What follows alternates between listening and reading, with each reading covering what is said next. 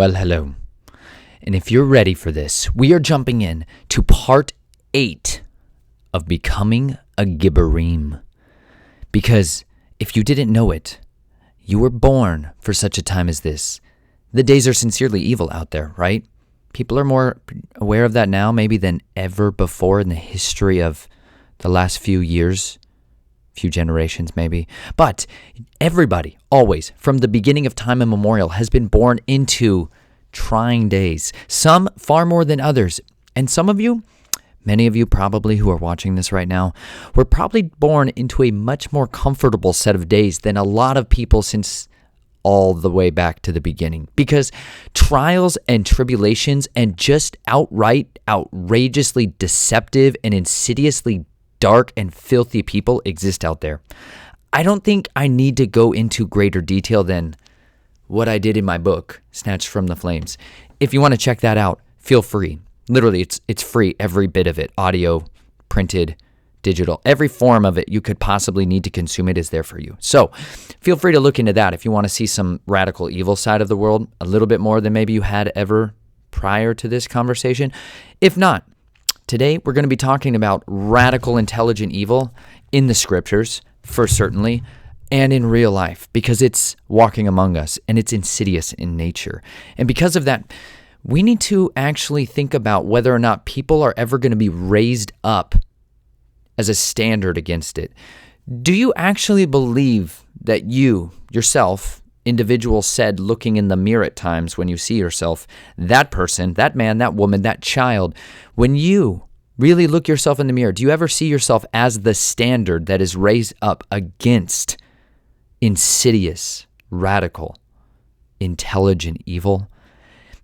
I think a lot of people wake up with maybe an idea of that, but most of them don't actually look in the mirror and say, yes, I am the standard that has been raised up against evil in my life and the life of the people around me.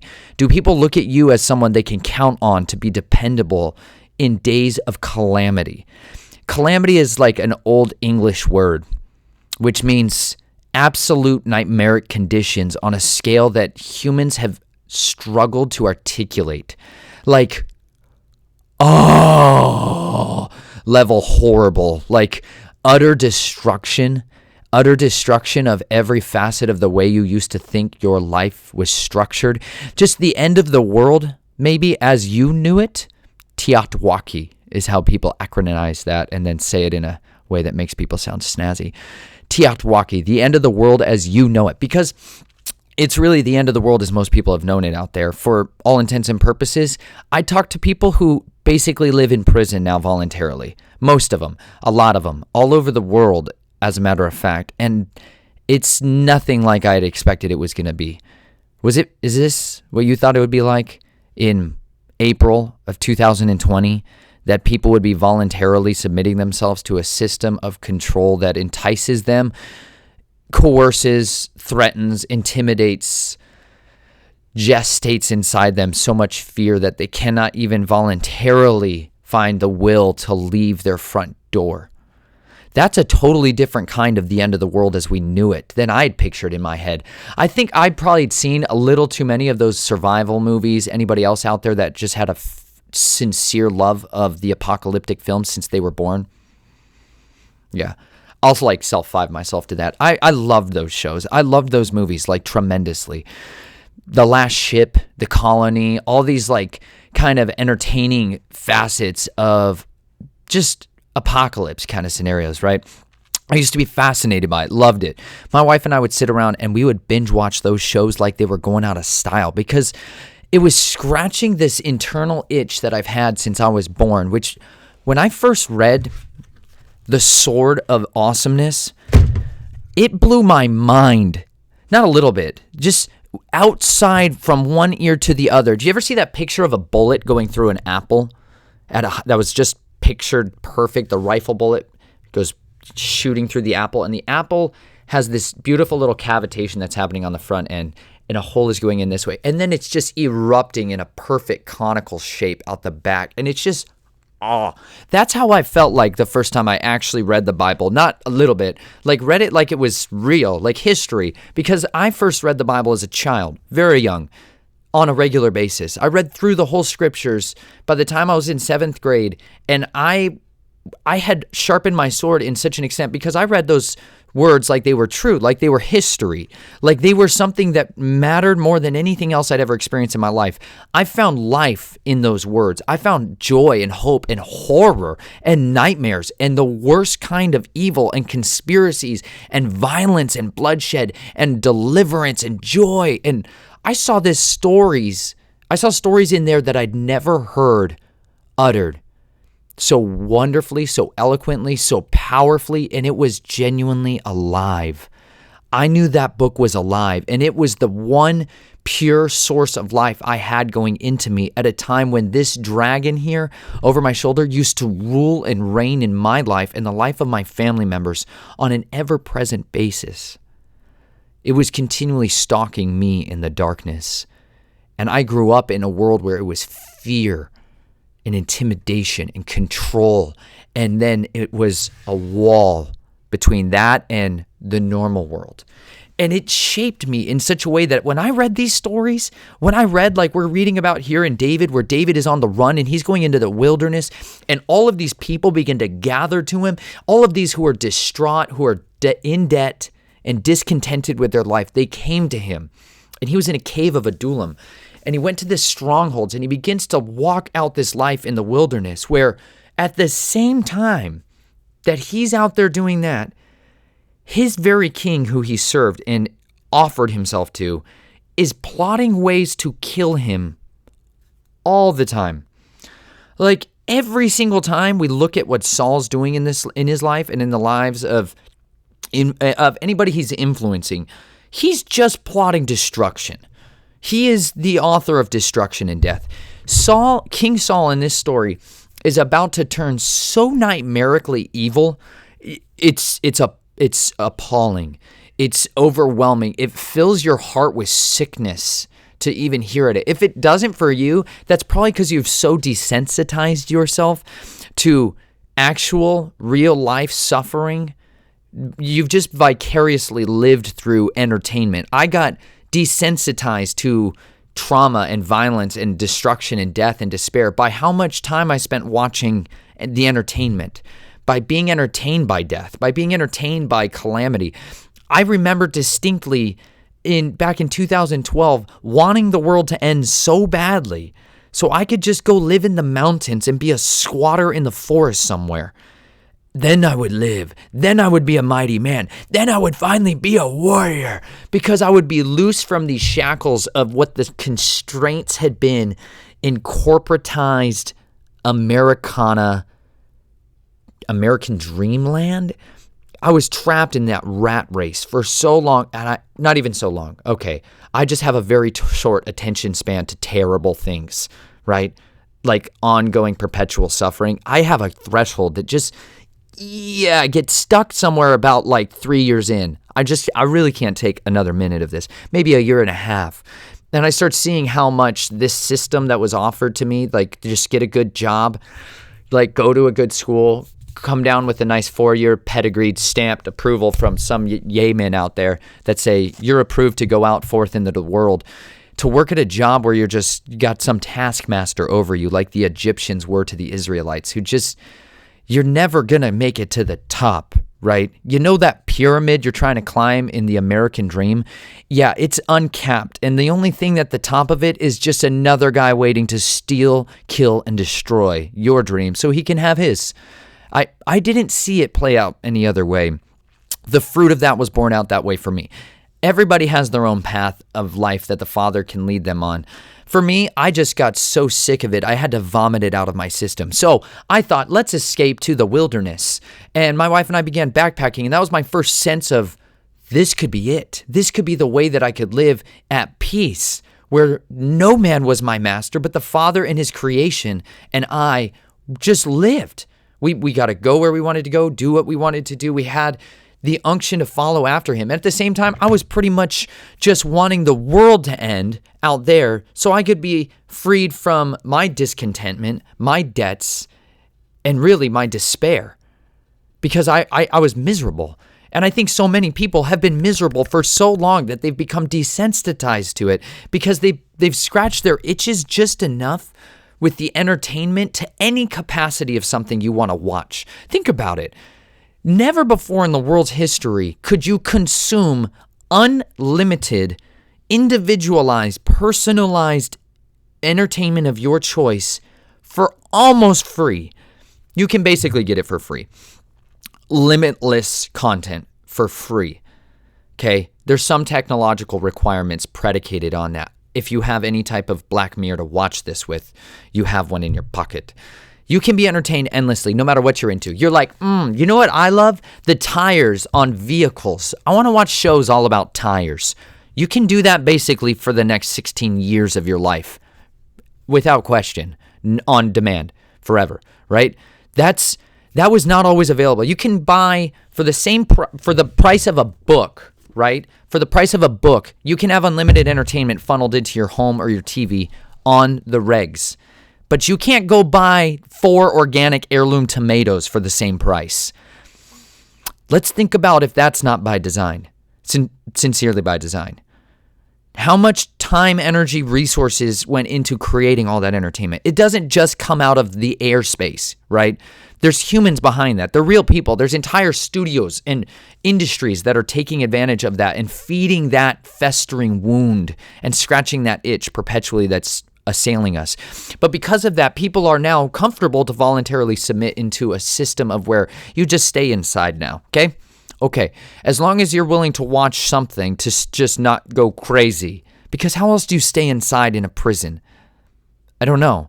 Ask prisoners. Do you know any? Have you ever talked to a prisoner once in your life? Have you ever actually met somebody who was locked up against their will? It's called institutionalizing them. You make them comfortable, not necessarily comfortable, right? There's a scalability to comfort that the human can condition themselves to. You can become comfortable in most situations, in most environments, regardless of anything you are going through at the time.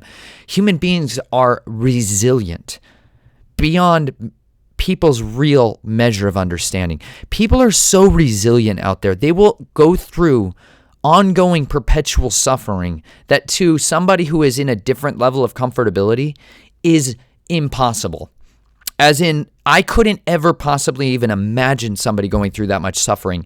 And yet, even in that level of suffering, those people probably actually have more joy and contentment and satisfaction than most people who live in the comfortability world have ever known was possible. Do you see? There's a trade-off that happens if you're willing to endure suffering, if you're willing to go through persecution, if you're willing to be belittled and stripped down from what the world would say you need to be happy, if you let that be scourged off of you by the destructive power of the systems of men or by the hand of the living God, it will refine you. It will change you. It will make you into a mightier person than you were previously. Those 8 years ago when I was fixated on watching all these shows about going out and being in a land where it's just me and my horse and my dog, and we're riding into the wind as a survivor on the trail, that lone wolf survivor kind of stuff, or you're in a community or a clan and all those different scenarios that got painted for us. I just think we should read the Bible, remember, sword of awesomeness, and find out how the heck people survived their horrible nightmares and the worst days of their life. So we're going to jump in, folks. Remember, drinking vessels. Have them on your person and about your body with due haste. Okay. If you didn't know it, we are reading through 1 Samuel right now because we're doing a study on the mighty men, the mighty women, the mighty children, and the heroes of old, not the Nephilim, say, okay? You can go watch Marvel comic books anytime you want. They'll have lots of lights and flashing strobe effects that make you think, wow. They'll have all kinds of fallen angel references and demonic black magic sorcery that's ensconced in it too. But, you know, it's more entertaining than you not knowing what this book says because it takes discipline to read it. So I encourage you, it would behoove you to discipline your face meat while you still have it.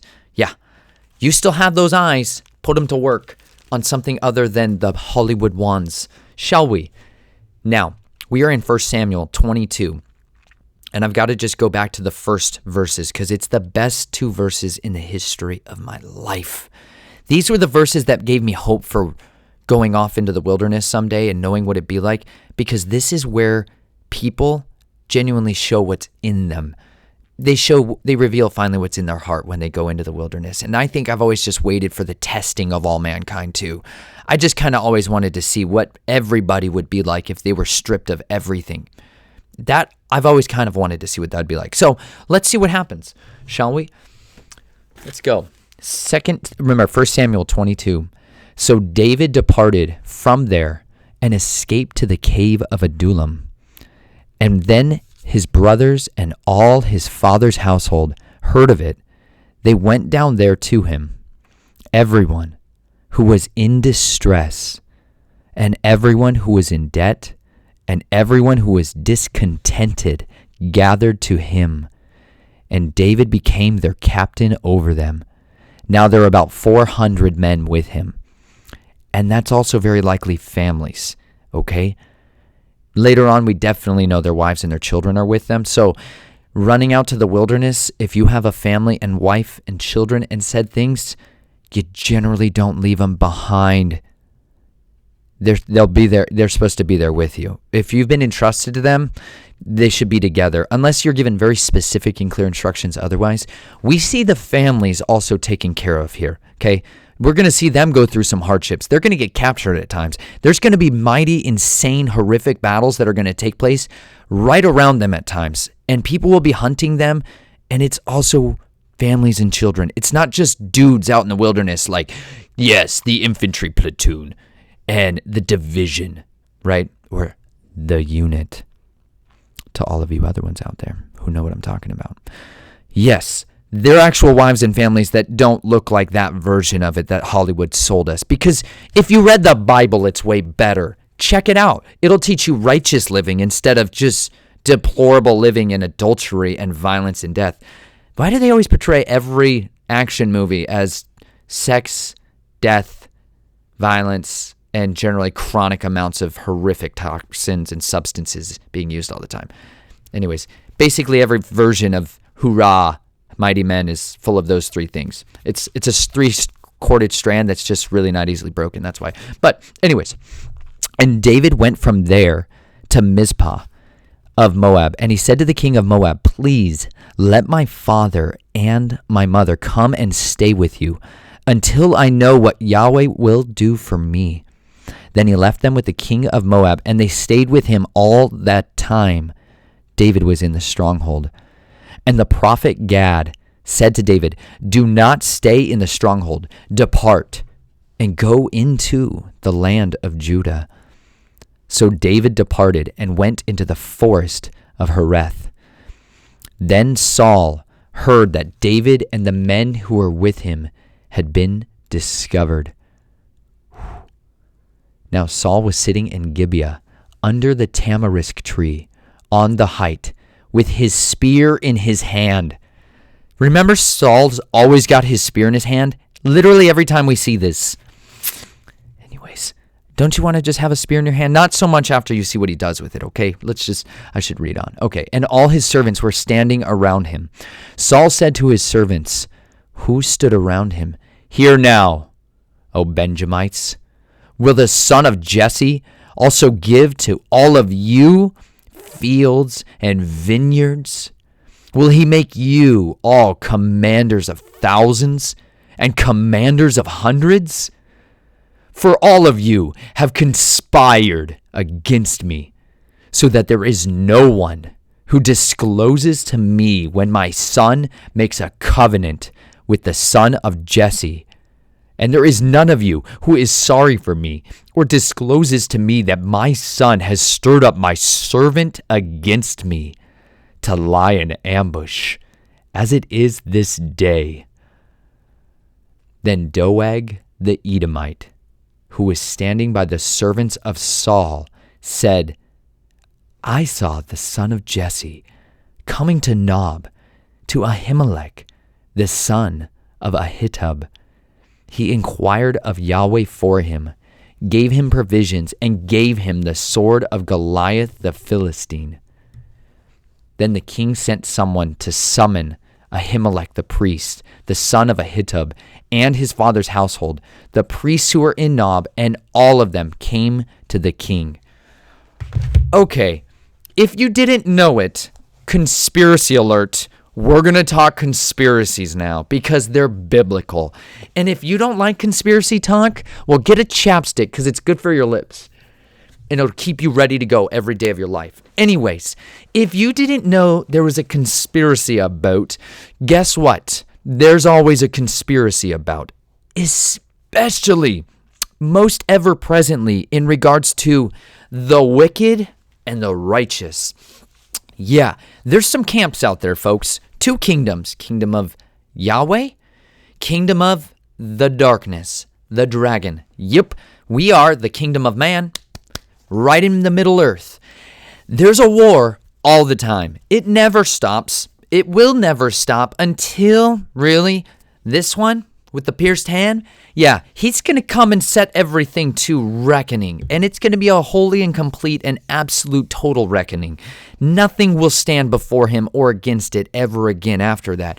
There will come a time when we beat our swords into plowshares. Until that time, we carry swords.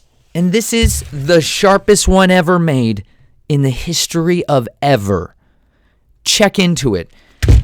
Here's a conspiracy for you. The dragon wants to eat and devour and consume every man, woman, child, and future of everything that has ever been good on the earth. Devour it. Literally devour it. And here we're going to read about a devouring of every man, woman, child, cattle, sheep, and ox in existence of a city, of not the bad guys. This is all the righteous ones are about to die. Minus one. There will be only one survivor from the entirety of a family, city, town, community, priesthood left at the end of this. That's really overwhelming to get your head around because they should be protected, right? You would think that the priests of the Lord are going to be protected in this story. Oh, I'm jumping ahead a little bit. I'm sorry, but there's a serious conspiracy about to go down. I should just read it. All right, I'm just going to read it, and then I'm going to go back and really walk you all through the conspiracy. Because this is the worst case scenario that most people say, that's not going to happen to me. No, I definitely am not going to have to go through this, right? This isn't like in our ever-present potential future immediately kind of lifestyle, is it? Could this be our time where people are going to go through the absolute unleashing of destruction and violence and the slaughtering of every man, woman, and child? Let's read what it's like for people in the scriptures, shall we? Let's go back in. Okay. Saul said to the king, Saul said, "Listen now, son of Ahitub." And he answered, "Here I am, my lord." Saul then said to him, "Why have you, the son of Jesse, conspired against me, in that you have given him bread and a sword, and have inquired of Yahweh for him, so that he would rise up against me by lying in ambush, as it is this day?" Then Ahimelech answered the king and said, "And whom among all your servants is as faithful as David, even the king's son-in-law, who is captain over your guard and is honored in your house? Did I just begin to inquire of Yahweh for him today? Far be it from me. Do not let the king impute anything to his servant or to any of the household of my father, for your servant knows nothing at all of this whole affair." But the king said, "You shall surely die, Ahimelech, you and all your father's household." And the king said to the guards who were attending him, "Turn around and put the priests of the Lord to death, because their hand also is with David, and because they knew that he was fleeing and did not reveal it to me." But the servants of the king were not willing to put forth their hands to attack the priests of Yahweh.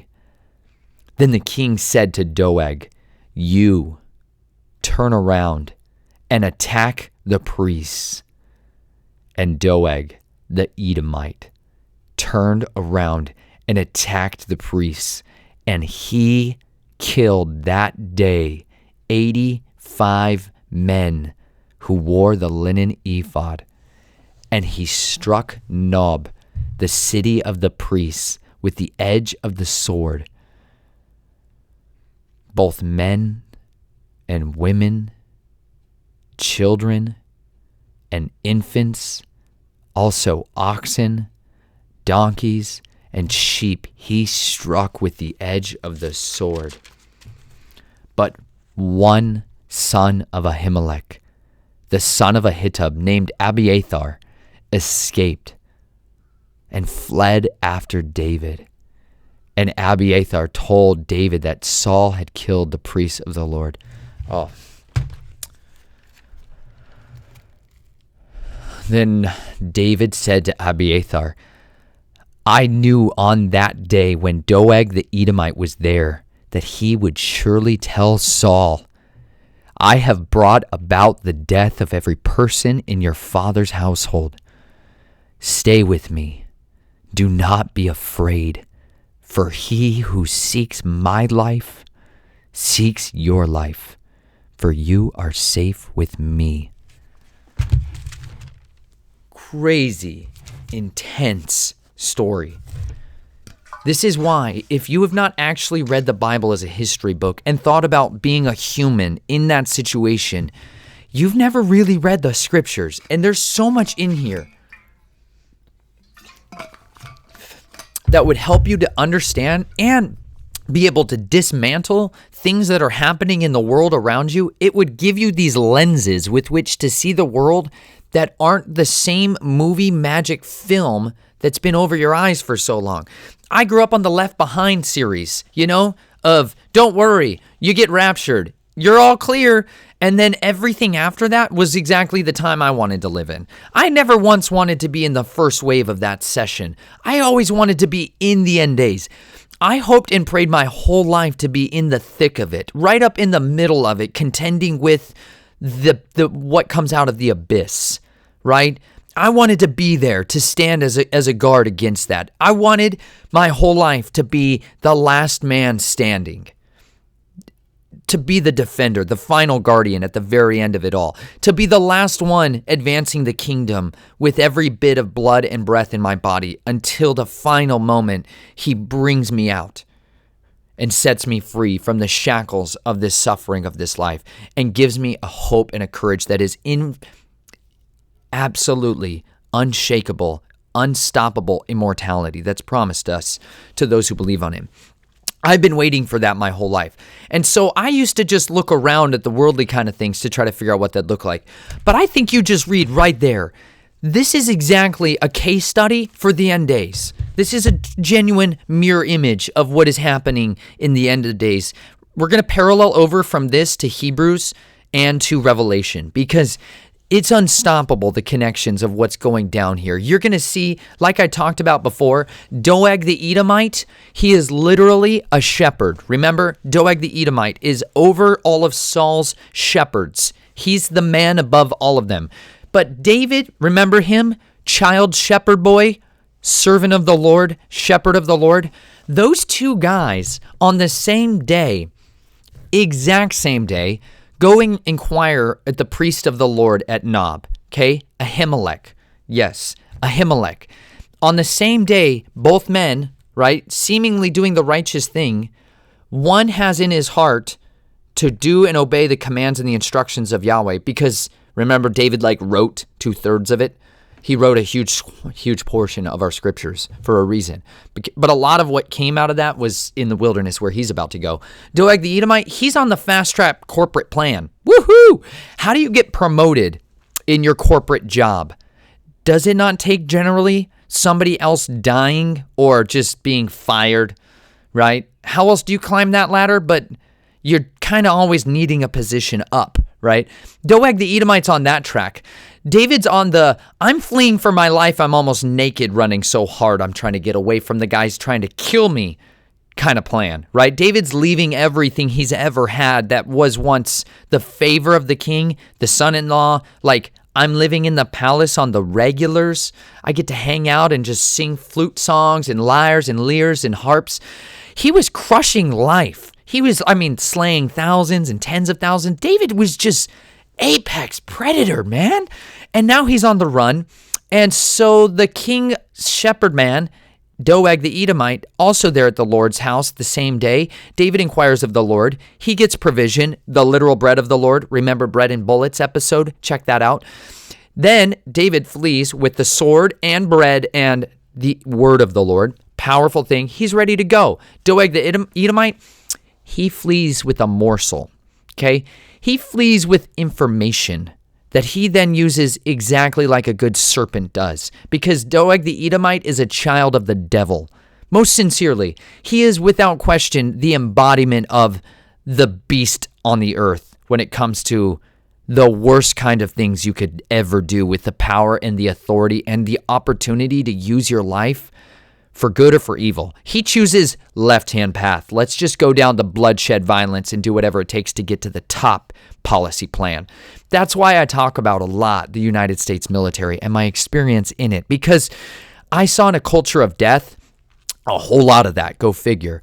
I didn't expect it as much because they advertise themselves as good, trustworthy heroes. The problem is, in order to advance in a kingdom of violence and death, it generally comes through conspiracies, blackmail, and sedition. That's a really saucy word. That means usurping from, like, pulling some guy's ankle down just at that opportune moment when he was reaching his hand up and maybe only had 2 points of contact on the wall, and he falls to his death, and instead you climb to the top of the tower first, and then you get appointed general. Right? That's the system that cultivates the champions like Goliath of Gath. Yahweh's system is the system of servitude, like sincere, authentic, voluntary servitude. He who wants to be the greatest in the kingdom of Yahweh must actually be the least. Like, if you want to be the leader, go serve everybody. Go start washing all your neighbors' feet. Have you ever been in a relationship with anyone where you could offer to them, can I serve you and wash your feet? Watch that. Go sincerely try to wash someone's feet today. Maybe your wife's, maybe your best friend's, maybe your like worst nightmare frustrating neighbor. You should love them so much that you get to a place where you wash their feet.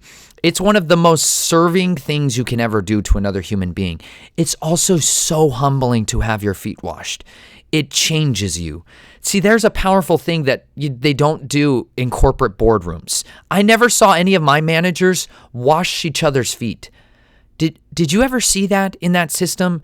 Even at your church, I have a real question for you. I know I tend to do some strategic, sharp sword edge wielding against people that come from the house of the Lord. Modern corporate Christianity.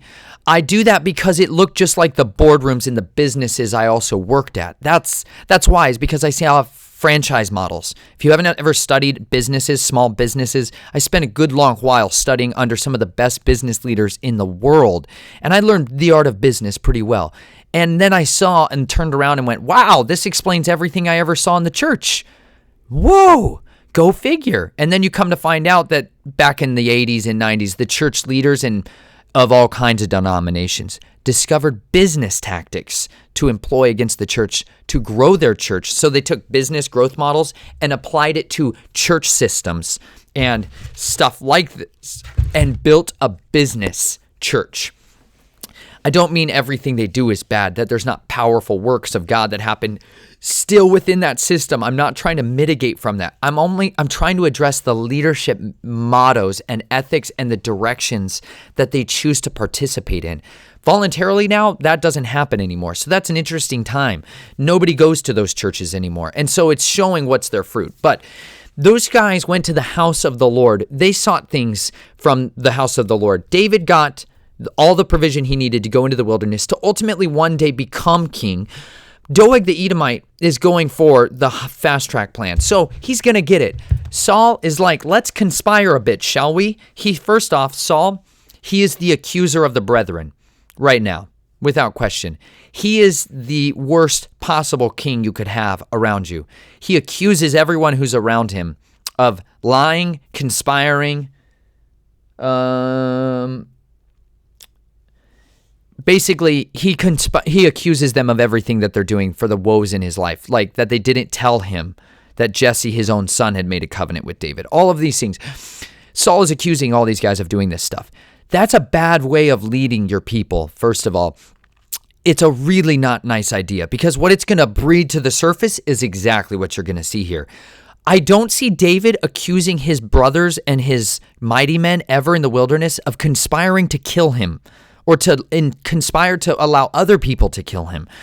David, no. I see David, when we read what he talks about in the wilderness, like the gut-wrenching agony of the Psalms, up and, oh my gosh, down into the bottom crevices of the valley of the shadow of death down. David's all over the boards. If David reads, the Psalms read like an unbelievable nightmare and the most exciting thing you've ever seen in your life. I'm pretty sure David is a fractured, shattered individual in some serious ways here. He's been through some stuff, folks. Think about it. Here's about the worst tragedy that happens, in my opinion, because directly we know David did something. Doeg the Edomite hears Saul accusing everyone of this conspiracies and says, "This is my chance. I know something that I could tell him that would give me the favor of the king and give me a promotion." Doeg the Edomite, folks, has walked into the room and established himself. He feeds him that seditious little chunk of blackmail morsel that he's tucked away in his sheepfolding garments, and he feeds it right out to the king. The king is like, delicious. Let's go ahead and bring all those people here. So they bring the priests there. They end up saying that Ahimelech, who was innocent, remember, David didn't tell Ahimelech that he was running from the king. Ahimelech did not know what happened. Ahimelech tells the king that. King don't care. King orders the execution. None of the righteous guards of Saul will touch the priests of the Lord. It's not a good idea, folks. There's some certain kinds of people you really shouldn't execute. Chief among them, all of humanity. Don't do it. Not probably your place. Way up there on the scale, though, is everyone who dies in this story. Infants, babies, children, wives, sons, every version of the priests of the Lord and their entire lineage. When you blotting out a bloodline like genocide, or, I forgot the word.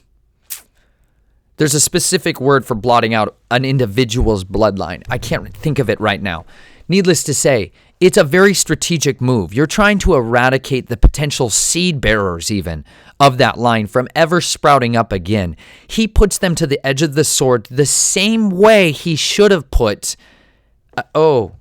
Amalek's people to the edge of the sword, but he didn't. Remember, this is why Saul's kingdom was torn from him in the beginning, was because he didn't follow a righteous edict to put Amalek and that entire community under the ban, under harem, the utter destruction. And if you don't know why that happened, you got to read further back in the story of the Exodus story, when the people were trying to flee in the wilderness and those same children refused to provide them supplies and needs, or just let them walk through their land. Just let them walk through. They did just let us walk through their land, and they didn't. Anyways, they instead attacked. It was bad. Not a good place to be. You got to read the book from the beginning all the way to the end, because then all these stories suddenly have meaning, deep meaning, and you have understanding. But this is why Saul lost his kingship from the beginning, because he disobeyed him there, and he saved the good stuff. He's like, let me just save the tasty bits and morsels. Samuel the priest told him, don't do that. Terrible idea. The kingdom's going to be torn from you and given to David. So this is why Saul also has this predicated ferocity and hatred towards the priests of the Lord, because these priests keep showing up in Saul's life and rendering against him the judgment that's due to him. So he puts every single one of them under the ban. He kills all of them. These were the priests of God. These should have been protected, right? These should have been the people that were spared the judgment. But they're not. I was talking to Chelsea this morning about this, and that shook her, because it's kind of that feeling of like, there's a lot of good people that do die, right? When you read in Revelation, the next time there's a mass destruction of this, If you haven't read Revelation recently, you get a blessing for reading it. How many books did you read this day or in your life that promised you an eternal blessing? Just for reading them, okay?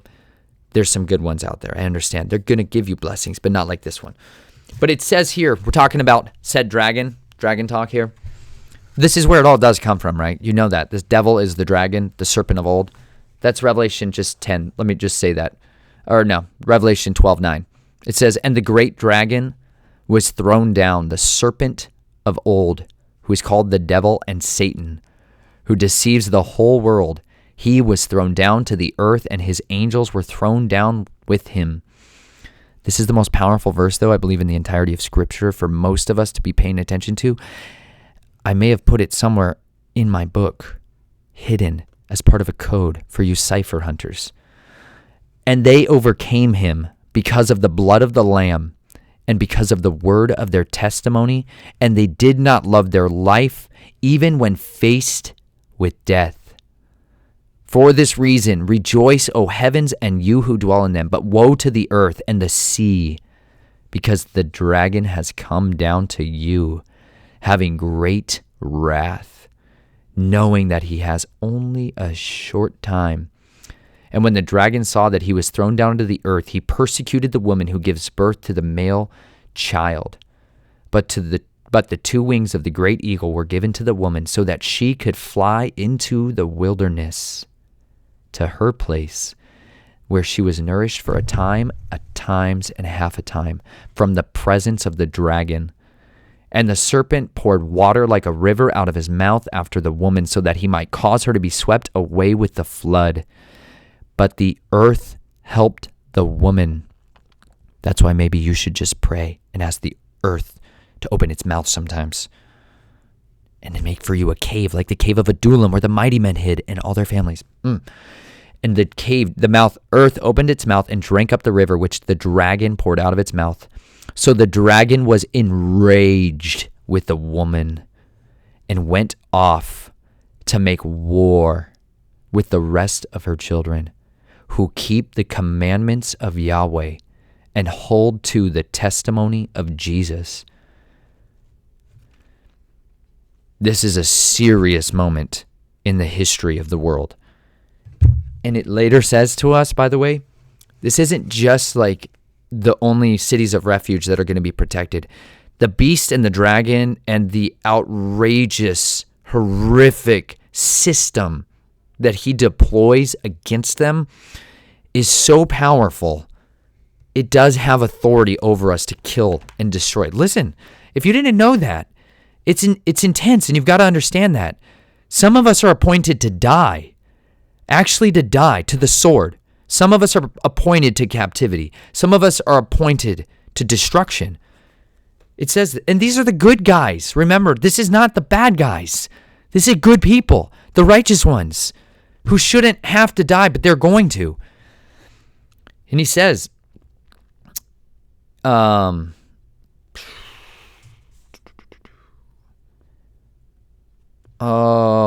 if anyone is destined for captivity, to captivity he goes.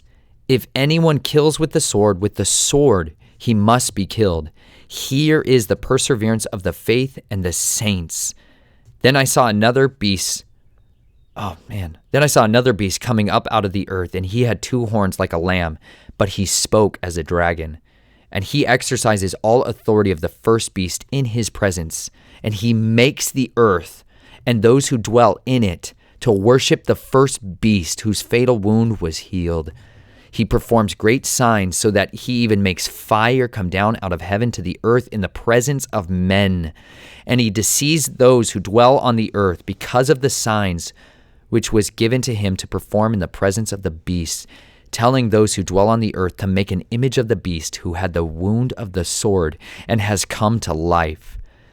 And it was given to him to give breath to the image of the beast, so that the image of the beast would even speak, and cause as many as do not worship the image of the beast to be killed.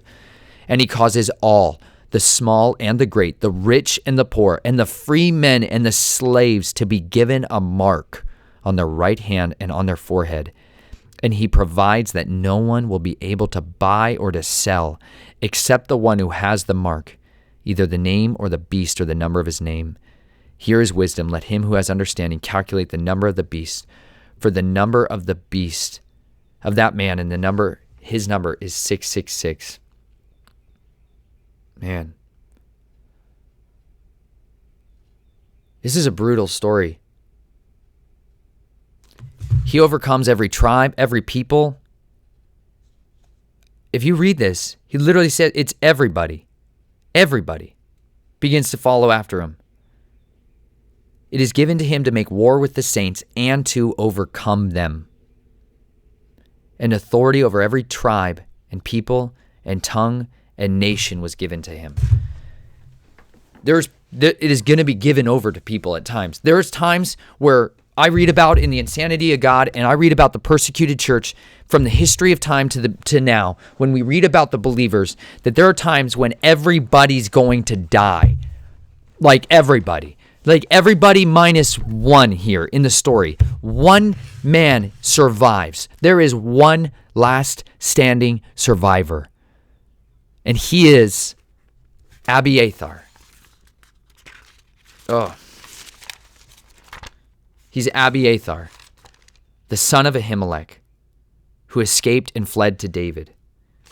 One man standing. There's one man standing at the end of that. He is the only one left. If you don't know what it's like to be a survivor, I can never start to articulate what that is, apart from what I did here. There are people that are survivors who have seen so much, who their eyes bore witness. Their ears bore witness. Their bodies carry witness, the marks of their body. It is borne on their flesh, the testimony of what they endured. They're all around us. You don't have to be the last standing survivor of a genocide to be the last standing survivor. You may be the one member of your family now who didn't follow after the insanity of your family's generational wickedness. You just may be someone who chose to abstain from following deceiving, lying signs and wonders and choosing to follow the living God. You may be the only one surviving now, and you are barely holding on because you carry with you some kind of thing called survivor's guilt. When you're the one who makes it and nobody else does, after a while that eats at you. It eats at you so deeply because the enemy loves to devour you, making you think somehow it would have been better to have died with them. Sometimes it would seem to be easier to have died with them than to bear the emotional turmoil, anguish, and ongoing suffering of being the rememberer, the one who can actually hold those memories and still testify to them. It is a burden that will crush you unless you have someone who is merciful to you and shares your load. David is that. David is that. And you know what David does? The right thing here as a leader. David owns up to his responsibilities. This is why David is the greatest in all of the camp, because David is a servant. And David lays down his life when he did something that caused destruction to come to other people. He sacrifices his pride here and admits something. David said to Abiathar, I knew on that day when Doeg the Edomite was there that he would surely tell Saul, and I have brought about the death of every person in your father's household. Stay with me. Do not be afraid, for he who seeks my life seeks your life, for you are safe with me. David owns that responsibility, but then David covers him. David recognizes that sometimes some of us may be entrusted with the remnant. We just may get the leftovers. We may just end up being entrusted with the one sole survivor of an entire family, and we need to cover them, have mercy on them, provide for them. David says, literally, the threshold covenant, like I talked about in witness protection, go check that out. He offers him the threshold covenant of him who is the anointed to be king, by the way. He says, you are now under the covering of me. He welcomes him in. If you are the last survivor, if you are the only survivor and you've never known the peace of the good shepherd who covers you like that, who takes you in and shares that burden with you so that you don't have to just be the man fleeing anymore, because sometimes you flee for so long and so much has caused you to be in turmoil and anguish and despair and exhaustion, and you need a refuge to deal with all that. David offers him that. David gives him provision now. Abiathar will become the priest of the Lord for David. He brought with him the armor, like I talked about earlier. He's actually got the armor of Yahweh with him, the ephod, the communication tool, the means by which David will inquire of Yahweh from here on out. If all those people hadn't been slain at Nob, David would have never got the ephod. Abiathar should not have been the high priest yet, unless all these people died, and it was not Abiathar's usurping. Do you see? Abiathar got the promotion. David will get the promotion, but David doesn't have to kill the king to get it. David doesn't have to bear the sword and cut off the head of his master in order to be crowned and given the throne. David has to follow the word of the Lord, and he will bring about the prophecies, the confirmed word that he has given him. He will bring that about, and he trusts him to do that. If he does not, he now has every reason to even more so do that. The Lord literally just entrusted him everything he needed to be out there in the wilderness. This will give David the strategic insight he needs to go forward and live throughout the rest of his days, to stay one step outside of the enemy's camp sometimes. This will bring it so close at times where Saul himself will be in the same cave as David and his men are hiding in. And yet David will be hidden from his sight because David has the authority of the Lord. They don't. And it's a serious differentiator here. If all those people hadn't been killed, none of David's abilities would have been enhanced for him to be able to go forth and know when to fight, when to run, when to stay, when to sleep, when to eat, when to literally run for his life. David has the Holy Spirit discernment now present in his camp because he took in the refuge and refuged one survivor. He has the Spirit of the Lord now with him in a different kind of way. And I sincerely believe that if you are one of those survivors, if you're one of those remnant, after all this shaking is done and through, when everything at the end of it is sifted and the sole survivors are left, they will be such a mighty blessing to those who take them in, to those who give them refuge, who comfort them, who cover them and shelter them. It is one of the most empowering and beneficial things you can do with your life is to take someone under your covering that has been a survivor, that has made it through, and then you can love them, you can serve them, you can feed them, you can clothe them, you can equip them and train them to send them forth to do mighty things, because that is where mighty men and women are made. Mighty men and women are made by being passed through the fires of suffering. And you know what? Some of us in our passing through, we will be slain. We will be taken captive. We will be killed. We will be persecuted. We will be in turmoil. We will be in anguish. We will be sawed in two. We will be hated by this world for his name's sake. But everyone's going to be hated. Don't you get it? Everyone is hated by this one. He hates them all. He's just an opportunistic hunter. You see? He's just looking for a foothold to devour the next one. He's on an ever-present devouring path where he will consume everything in a perfect... the Ouroborus, the serpent eating his own tail, it's a continual sense of destruction and devouring and consumption that he's plaguing the earth with. He will consume about everything he can get his hands on. Whether you choose to be a son of righteousness or a son of wickedness, you'll all be consumed the same. Do you understand? At the end of it, the corporate jobs, the corporate systems of the world that offered me was a dog-eat-dog, serpent-eating-its-tail system.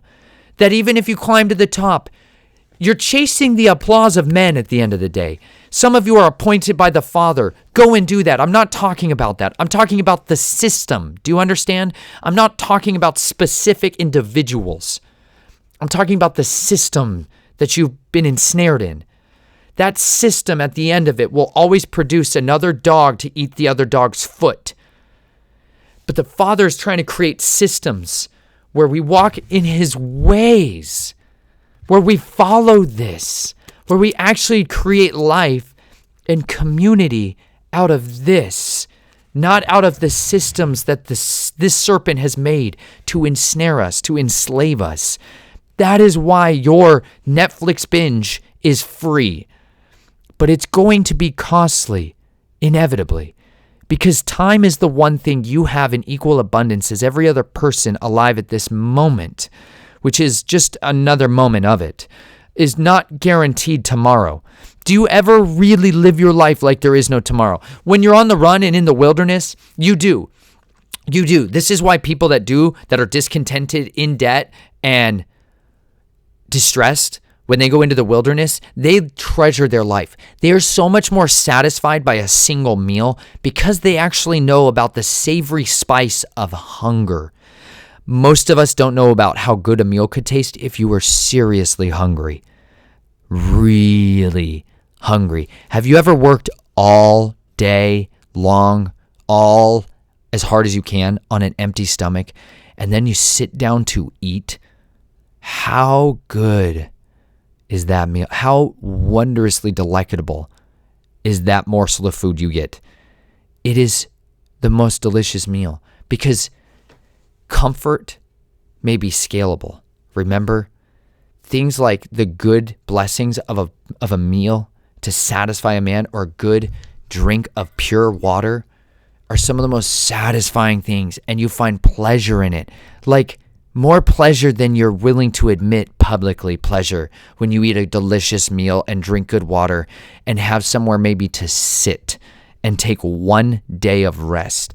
Just 1 day of rest can satisfy you like 6 weeks of PTO never did, because you were still thinking about going back to it, right? You still had to be a slave the rest of the time. It is brutal sometimes to be so ensnared in that for generations. And then you're just chasing the next day off. But the Father says to us, come to him, all who are weary and heavy laden, and he would give you rest. He'll give you rest no matter what situation you're in.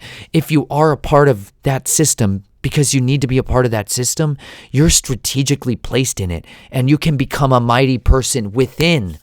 Go read my blog post called Becoming a Double Agent. I also read it to you. You can just listen to me say it to you if you want.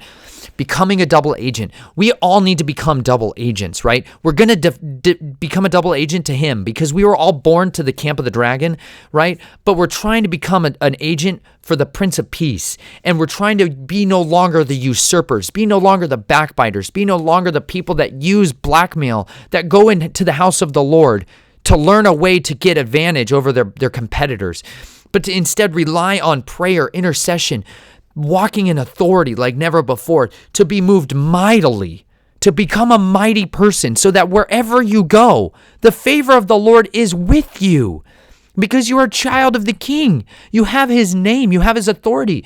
Whether you're going to the king's house, like Ehud, we read about Ehud, the left-handed assassin, he had the authority to go there. There's other times where, like Esther, she had the authority to go there. And she was risen up for such a time as this. You know how every time I end this video by saying you were born for such a time as this? That comes from the book of Esther, which is all about a mighty woman of God.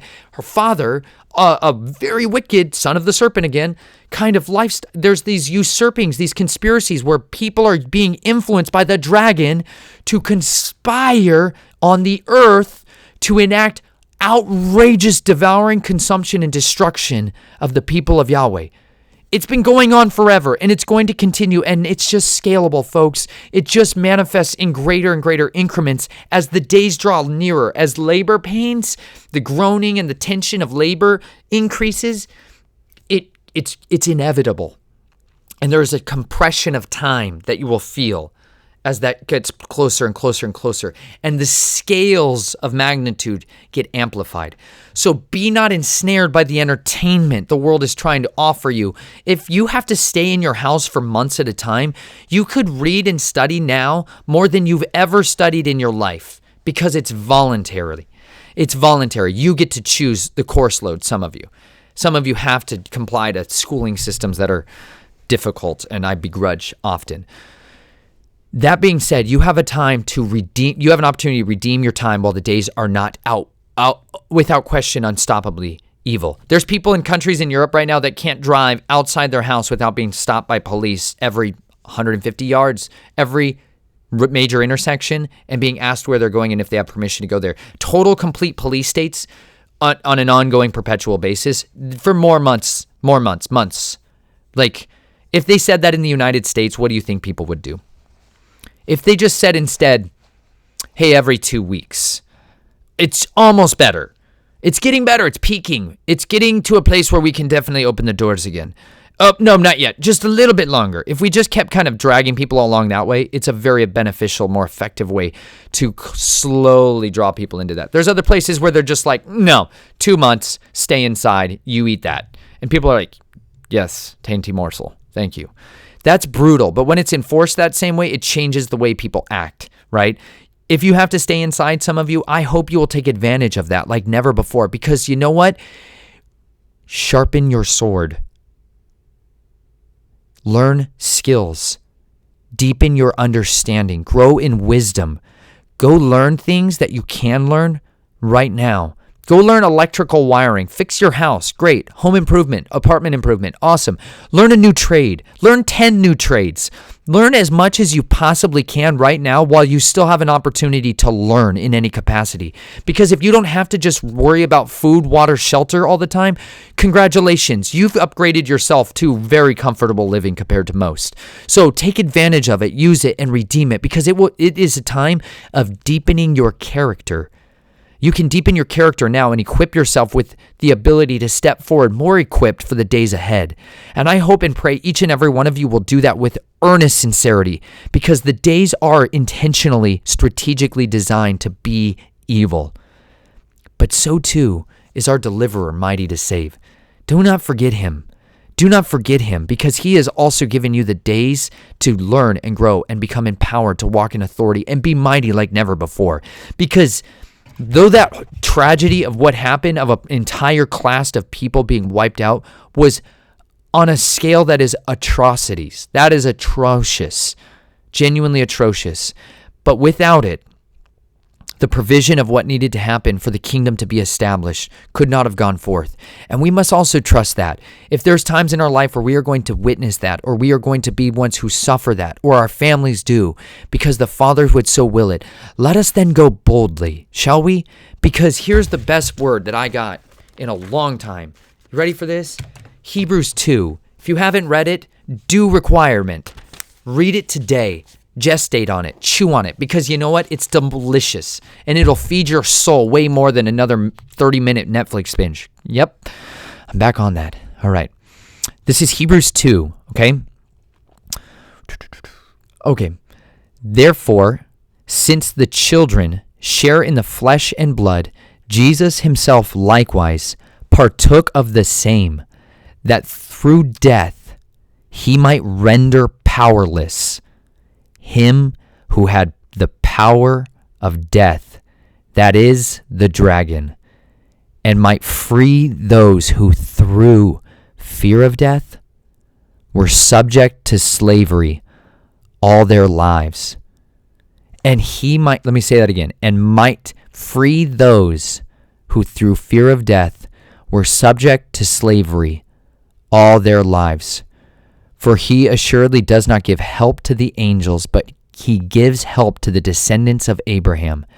Therefore, he had to be made like his brethren in all things, so that he might become a merciful and faithful high priest in things pertaining to Yahweh, to make propitiation for the sins of the people.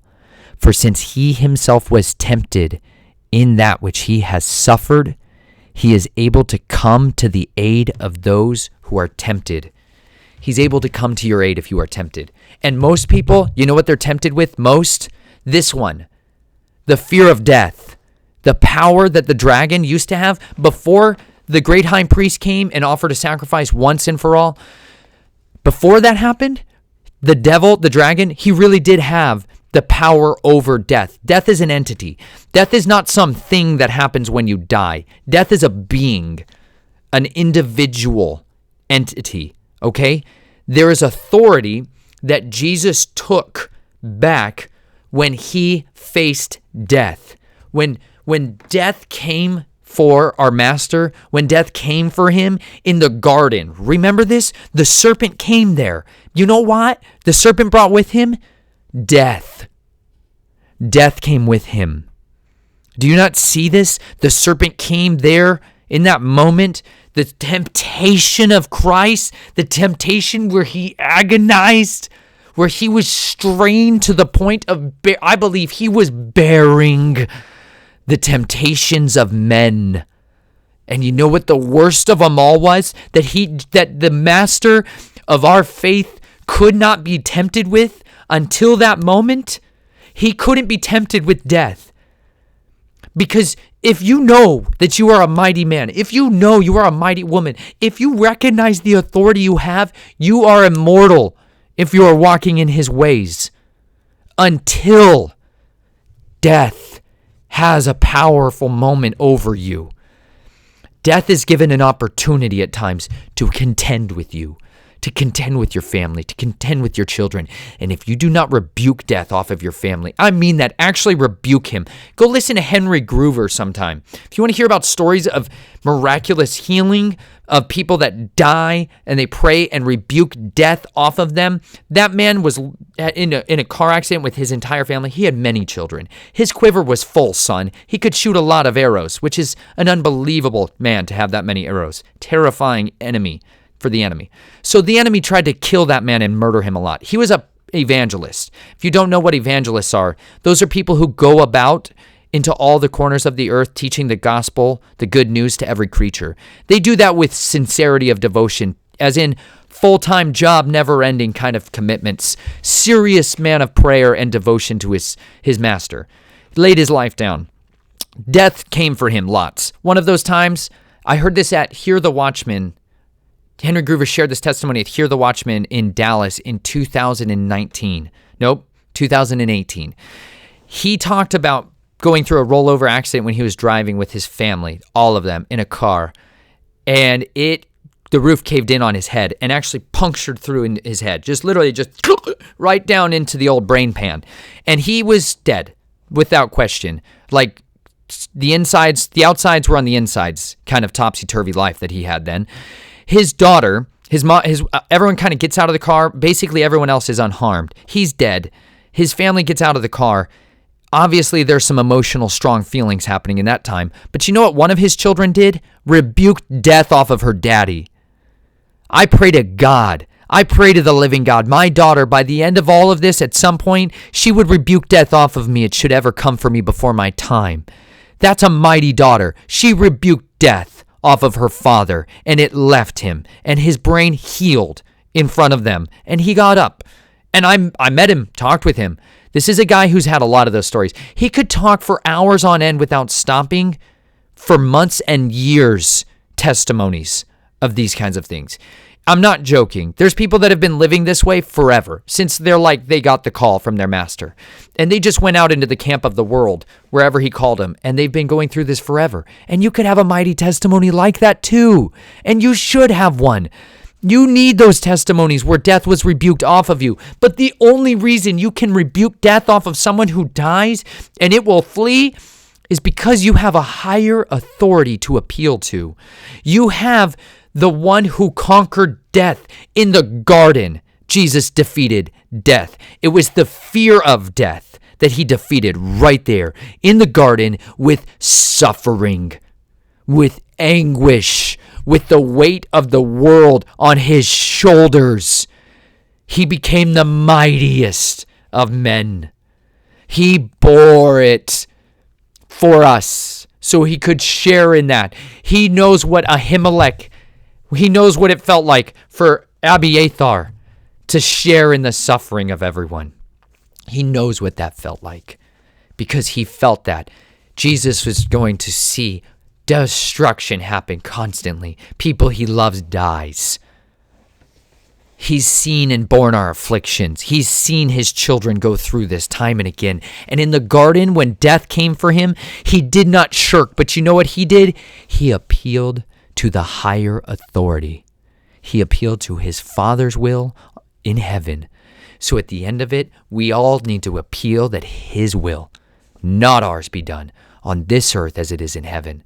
That is what we pray for. That is what we contend with. Because when we do that, all authority that has been given in heaven and earth has been given to him, that he then gives to the Messiah, that the Messiah then gives back to the Father, and the Holy Spirit pours out again on us so that we can be his body bearing that authority on this earth. And we have the power sincerely to raise the dead, to rebuke death off of people, and to bring them back to life. But the best thing to rebuke off of somebody else is not the death in their bones, but the fear of death that has enslaved them to sit inside a system that is causing them destruction and decay. People need freedom from that more than they need freedom from anything bodily in this world. They need freedom of the fear of death. That is why there are survivors. That's why there's one left over. Because you know what? Death had authority over the priests that day, but not all of them. That one man, that one survivor, bore the testimonies of the scriptures. Go read Psalm 119, all of it. Go read all of it. And you know how many times he talks about the testimonies? Almost 24 times that he talks about. He loves the testimonies, the power of the testimonies. The testimonies are a weapon beyond measure. But the enemy is defeated by the blood of the Lamb. That blood started being spilled in the garden, not on the cross alone, not on the crucifixion stake alone. It was spilt in the garden. That is where he stained the earth. He first bled for us in his garden. He will send many of us back to the garden, back to Eden. Go garden, learn how to garden, cultivate the soil, learn while the sweat of your brow will heal you. You need to sweat it out. The sweat of your brow will heal you. So many of you. He sweated out there, the blood of the Lamb there, but then he said the words of our testimonies. That's our spoken word. That's our lived out word of the testimonies. Go earn your testimony. Go live it now. Don't wait. Don't wait to be the hero out in the forest calling to people, be a mighty man now. Go be the mighty man. Go serve all of the mighty people around you. Serve them now. Go wash your friends' feet. Go wash your parents' feet. Repent to them. Anguish for them. Pray for them. Deliver them. Be a servant above all others. And you know what? In doing so, you will be the mightiest among all of them. You will. You will be without question the most powerful person in the room. And should ever he call on you, you will be ready. And he will say, where are you? And you will say, here I am, O Master. Call on me. So we do. It is the blood of the Lamb, the word of our testimonies, and not loving our life even when faced with death. That is what he offers us. That is what the King of Kings offers us. So that should you be the survivors, should you be the ones left over, you go bear forth his testimony, and then you be a weapon of more ferocious commitment than ever before in the history of your life. You go be a mighty warrior and bear those testimonies. And with great love and with great service, you would annihilate the kingdom of cowardice within and without. Because the kingdom of heaven suffers violence, and the violent take it by force. So go wage those spiritual wars. Go fight those physical battles that would destroy the works of your flesh and advance the kingdom of joy and hope and life to all those you've been entrusted with. Remember, you were born for such a time as this, so be faithful even unto the death. I love you. Be diligent, be on guard, be sober. For your enemy, the dragon, prowls about like a roaring lion, seeking whom he may devour. So therefore, submit yourselves to God. Submit yourselves to Yahweh, and he will deliver you. I love you. Be strong and courageous.